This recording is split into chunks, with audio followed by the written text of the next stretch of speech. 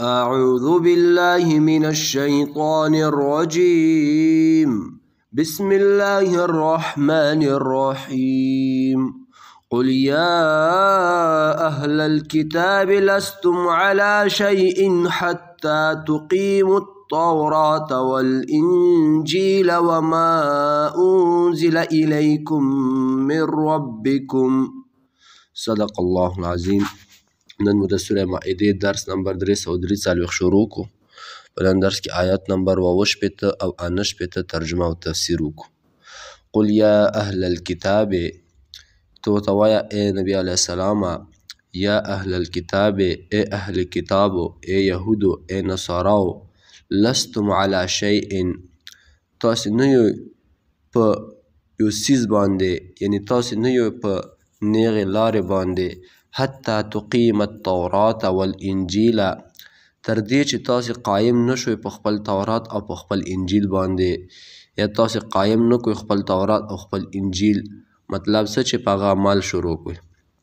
وما انزل الیکم، او هر هغه څه چې نازل شوي دي تاسو طرف ته، من ربکم، ستاسو د رب د طرف نه. ولیزیدن کثیرا منهم، او خامخا به زیات کی ډیر زیات د دوی نه، یا زیات بشي ډیر زیات د دوی نه، ما انزل الیک، هغه څه چې تا ته نازل شوي دي، د هغه کلام نه چې تا ته نازل شوي دي، من ربک، ستا د رب د طرف نه. څه به زیات شي؟ طغیانا و کفره، هغه د دوی طرف نه سرکشي او کفر. فلا تأس علی القوم الکافرین، بس ته افسوس مه کوه په هغه داسې قوم باندې چې هغه څه دی؟ کافر دی.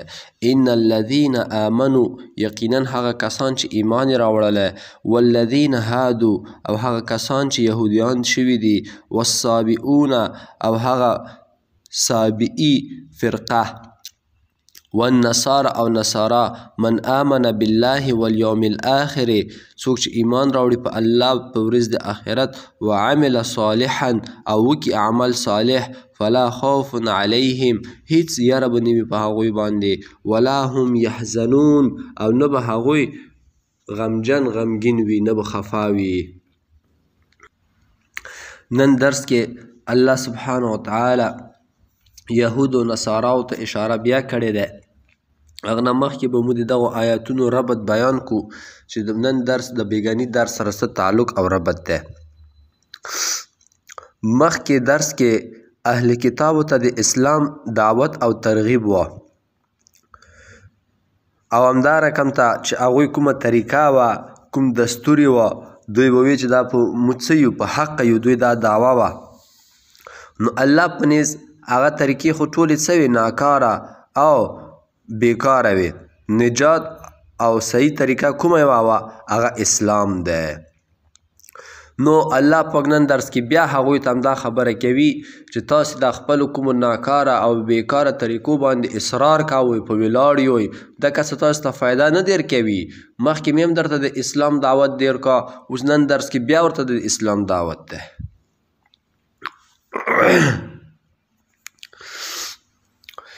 نن درس کې الله سبحانه وتعالی په دغو آیاتونو کې یهودو ته او همدارقم د نصاراو ته او نور څومره د دنیا کفار دي او ورسره مسلمانانو ته هم خطاب کوي چې تاسې یهود نصارا، تاسې باندې ما تورات او زبور انجیل نازل کړی وه، او همدارنګې تاسې د انبیاو علیه السلام په اولادې کې یوئ، زکریا علیه السلام، یحیی علیه السلام، موسی علیه السلام، داود علیه السلام، عیسی علیه السلام، یعقوب علیه السلام، یوسف علیه السلام، نور لوی لوی انبیا، دا ټول په تاسو کې راغلي دي. نو تاسو به هله کامیابیږئ چې تاسو په هغه څیز باندې عمل وکړئ چې کوم د الله او د الله رسول تاسو ته بیان کړی وي. که تاسو یایئ چې موږ په خپل تورات باندې عمل کوو، یا موږ په خپل انجیل باندې عمل کوو، او موږ ته الله پاک ډېر علم را کړی دی، د اسلام خو وسر پیدا شوی دی، او موږ د انبیاو په اولادی کې یو.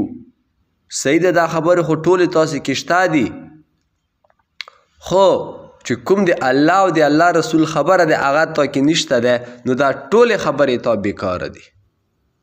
که ته څومره علمي تحقیقات لرې، که ته څومره لوی لوی عبادتونه وکې، په غرو کې شپې تېروې، ځان نه د پیر جوړ کړی دی، خو دا ټولې خبرې دي د الله او د الله رسول خلاف دي، دا هیڅ فایده تا ته نه کوي. الله پاک صفا ورته یایي قل یا اهل الکتاب لستم علی شیء، ای اهل کتابو تاسو نه یو په یو څیز باندې، تاسو نه یو په نیکې لارې باندې، حتی تقیم التورات والانجیل وما انزل الیکم من ربکم، تر دې چې تاسو قایم کړئ خپل تورات او خپل انجیل او هر هغه څه چې نازل شوي دي تا ته ستا د رب د لورې. نو الله پاک خبره ورته څه کړه؟ خلاصه کړه. دلته یو بل سوال پیدا کیږي، نو دا خو صحیح شه، دوی خپل تورات او خپل انجیل خو قایم کړی دی که نه؟ صحیح ده، خپل تورات خپل انجیل خو دې قایم کړی دی. وما انزل الیکم من ربکم، او هر هغه څه چې تا ته نازل شوي دي ستا د رب له لورې، یعنی نبی علیه السلام باندې چې څه نازل شوي دي په هغه د اعمال شته دی؟ نه. اول خو به دا تاسو مونږ نه منو چې ته خپل تورات او خپل انجیل ته قایم کړی دی، ځکه چې کوم تورات او کوم انجیل په خپل اوریجنل حالات کې وو، په هغه خو ته خپل اوریجنل حالات کې نه دي پرېږدولي که نه؟ هغه کې خو تا ټول تحریفات کړي دي، خپل خواهش پرستی دې ورکې کړې ده. صحیح شه؟ که بیا هم د سره ومنو چې زه ته په خپل تورات په خپل انجیل باندې عمل کوې، نو هغه سره خو بیا قرآن هم نازل شوی دی که نه؟ نبی علیه السلام هم دغه دنیا ته راغلی دی، په هغه باندې ویلې عمل نه کوې. دلته بل سوال بیا پیدا کیږي، ښه نو په یو وخت کې به انسان په تورات او انجیل او په قرآن دغو درې واړو باندې عمل کوي؟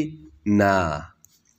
بیا دلته الله پاک خو ویلې فرمایي نه، دغه دا مطلب نه دی چې بس په یو وخت کې به موږ مسلمانان تورات باندې هم عمل کوو، انجیل نه هم او قرآن نه هم، همدارقم د دنیا نور خلک یهود نصارا هم به دا کار کوي. نه، دغه دا مطلب دی چې کوم تورات، کوم زبور، کوم انجیل نازل شوي وو مخکې هغه هم ومنو، هم مو دا عقیده ده چې د الله کتابونه وو، هغه نه بعد بیا قرآن چې راغله هغه منسوخ شول، هغه ختم شول. اوس مو په چا عمل کوو؟ په قرآن عمل کوو. نو چې په قرآن عمل کوو دغه دا مطلب دی چې موږ تورات، زبور، انجیل هم ورسره منو، هغه نه مو انکار نه کوو چې د الله کتابونه نه وو، نعوذ بالله. او که ته یو سړی دی چې هغه کوم منسوخ شوي دي په هغې هم عمل کوي او په قرآن هم عمل کوي، دغه دا مطلب دی چې دا په یو باندې هم عمل نه کوي، ځکه قرآن سره هغه منسوخ شوي دي او ته بیا هم په هغه باندې عمل کوي. دغه مطلب دا شو چې ته قرآن نه مانې، قرآن کې راغلي دي چې هغه منسوخ دي او ته بیا هم په هغه عمل کوي. ښه، مخکې آیات کې الله پاک فرمایي وما انزل الیکم من ربکم، ور هغه څه چې نازل شوي دي په تا باندې ستا د رب له لورې. نو دلته به هم الله پاک آسان الفاظو کې داسې فرمایلي وو چې قرآن لفظ به ذکر کړی وه، لکه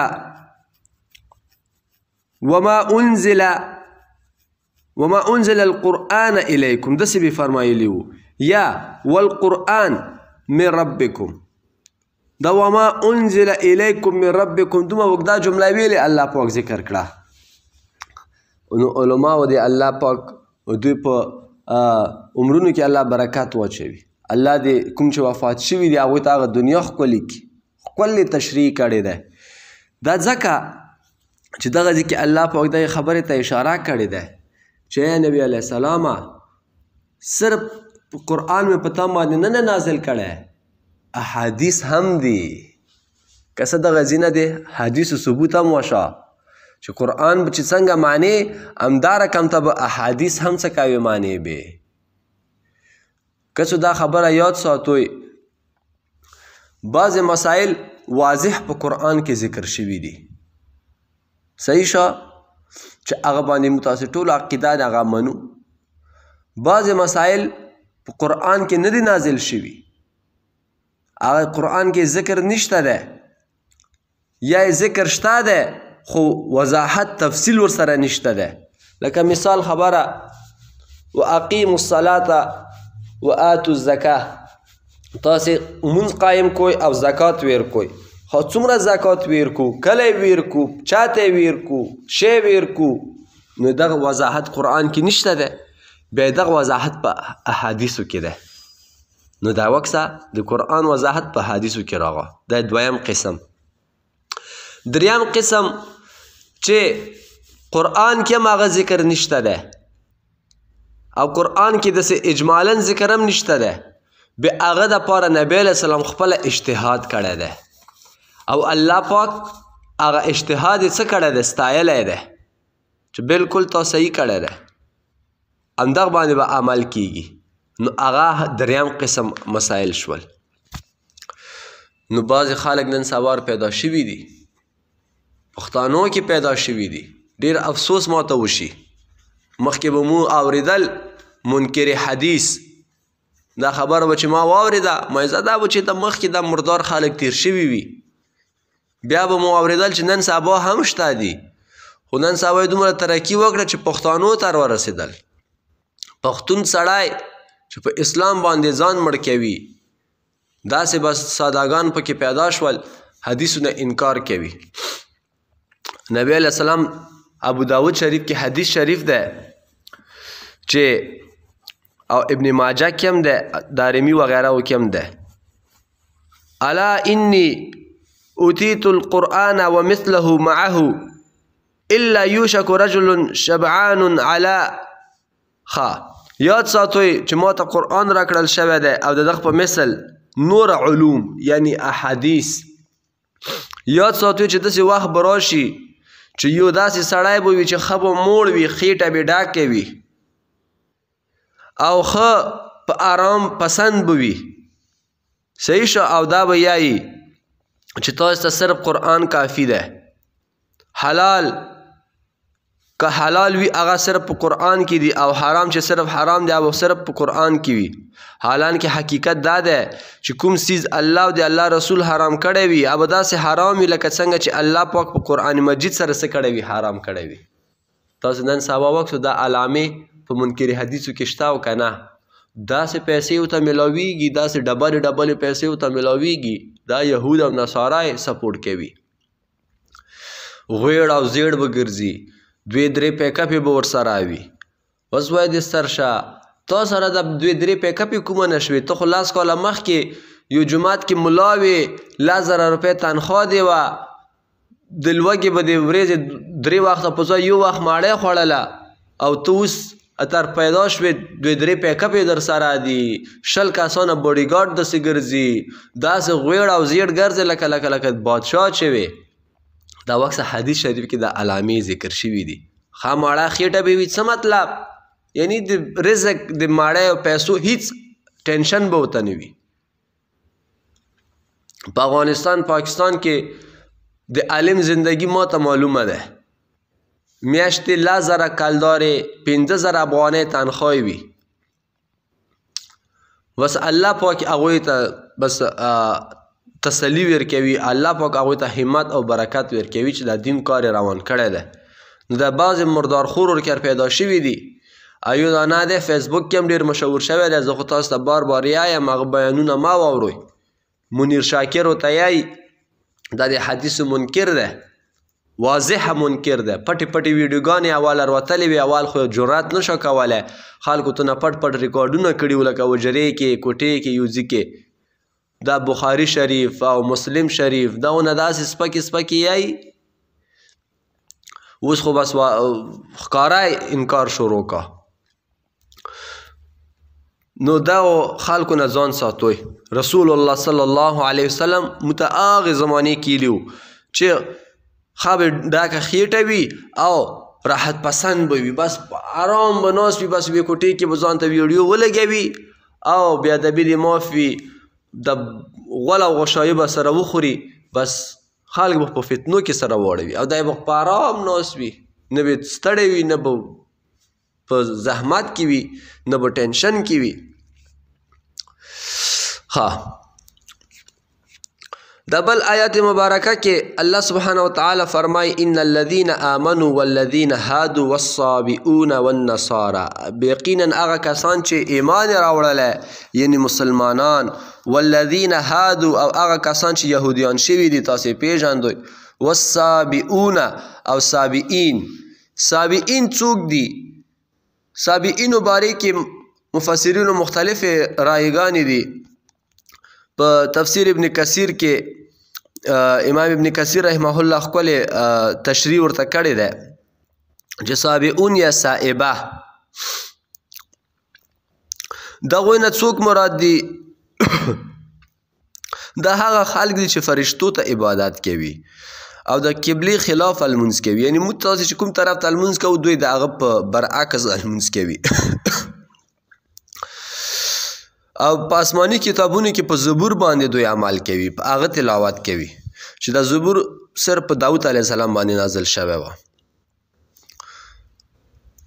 نو علما بیا لیکي دغه ځینې دا خبره معلومیږي چې قرآن مجید کې 4 واړه اهل کتاب ذکر شوي دي یهود د تورات والا نصارا د انجیل والا او صابئون دا د زبور والا او مؤمنان دا د قرآن والا دلته بیا دا د دنیا ملحدین چې ځان ته ډېر روشن فکره او ډېر ترکیب پسند خلک ځان ته یایي هغوی دغه آیات نه یو غلط استدلال کړی دی وکسه دغه آیات کې الله پاک فرمایلی دي هغه کسان چې ایمان راوړي دي او هغه کسان چې یهود وي او صابئین وي او نصارا وي بس څوک چې په الله باندې ایمان راوړي او په ورځ د آخرت باندې او نیک اعمال وکړي بس دوی باندې به هېڅ لیره او غم نه وي وکسه دغه آیات کې الله پاک رسول نه دی ذکر کړی من آمن بالله ورسوله نعوذ بالله په رسول باندې عمل کول په رسول باندې ایمان راوړل ضروري نه دی بس هر سړی کولی شي چې الله ومني او په ورځ د آخرت ومني او چې څه رقم دته خوند ورکوي بس نیک اعمال دې شروع کړي که هغه د لمانځه په شکل کې وي که هغه د ښو خبرو په شکل کې وي که هغه د هر رقم ته وي بس رسول نعوذ بالله منځ کې نشته دی وخت الله په خپله قرآن شریف کې فرمایي دومره ساده خلک دي دومره ساده خلک دي بعضې موږ ساده مسلمانان ورونه چې هغوی د خپل دین نه خبر نه وي هغه هم ته نه متاثره شي وکسه خپله یې دا د قرآن کې راغلی دي که نه نه چې څوک صرف هغه د قرآن په هغه ترجمې نه لږ پوهېږي که نه چې هغه جمعې بیان یې هره ټول عمر کې هره جمعې بیان یې اورېدلی وي نوره دین نه ډېر نه وي خبر هغه به مو ته چې ته خو ډېر بېوقوفه انسان یې ته خو ډېر بېوقوفه انسان یې چې صحیح ده دغه ځای کې خو الله پاک رسول نه دی ذکر کړی خو نور قرآن کې بېشمار آیاتونه دي چې هغه کې الله پاک سره فرمایلی دي رسول ذکر یې سره څه کړی دی لکه کل آمن بالله و ملائکته و کتبه و رسله خو هغه ځای کې بیا شی کوي همدارنګې په دا بل آیات مبارکه کې الله سبحانه وتعالی فرمایي ان الذين يكفرون بالله ورسله یقینا هغه خلک چې کفر کوي په الله او په الله رسول باندې همدارنګه نبی علیہ السلام حدیث شریف ده لو کان موسی حیا لما وسعه الا اتباعي که چېرته موسی علیہ السلام ژوندی وای نو هغه به څه کولی ما اتباع به شروع کړې وه نو داسې خلک هم په دنیا کې شته دي چې ځان نه بس تشریحات کوي خلاصه د خبرو دا شوه چې د الله په نیز غوره اعمال غوره انسان غوره مسلمان څوک دی چې هغه خپله زندگی قرآن او د حدیثو مطابق برابره کړي الله په نیز دا غوره نه دی چې فلانکای عرب دی بس دا ډېر عزتمند دی فلانکای مالداره دی دا ډېر عزتمند دی فلانکای ډېر ښکلی دی دا به ډېر عزتمند وي فلانکای ډېر عزت هغه دی علم والا دی دا به ډېر عزتمند وي فلانکای ډېر مال جایداد لري دا به ډېر عزتمند وي نه الله په نیز ما تاسو ته مخکې هم ویلي وو که تاسې غواړئ چې زه د الله په نیز کامیاب انسان جوړ شم زه الله ته نږدې شمې نو بیا به ته څه کوې خپل دین ټینګار نسی، خپل اسلام به ټینګار نسی. قرآن کې په 13 سپارې کې الله پاک واضحه فیصله کړې ده، ان اکرمکم عند الله اتقاکم، یقینا عزتمن معزز شریف ښه انسان د الله په نزد څوک دی؟ اتقاکم، چې هغه ډېر ډارېږي، هغه ډېر تقواداره وي، هغه ډېر په اسلام عمل کوي. دا نه چاله والا زه افغانا یم، زه پښتون یم، زه فارسیوان یم، زه پنجابا یم، زه دا یم، زه دا یم. نه، قوم پرستی، شخصیت پرستی، مالداری دا په اسلام کې نشته. اسلام کې صرف او صرف اسلامیت ده. الله دې متاسو ته عمل کولو توفیق نصیب کړي. وما علینا الا البلاغ.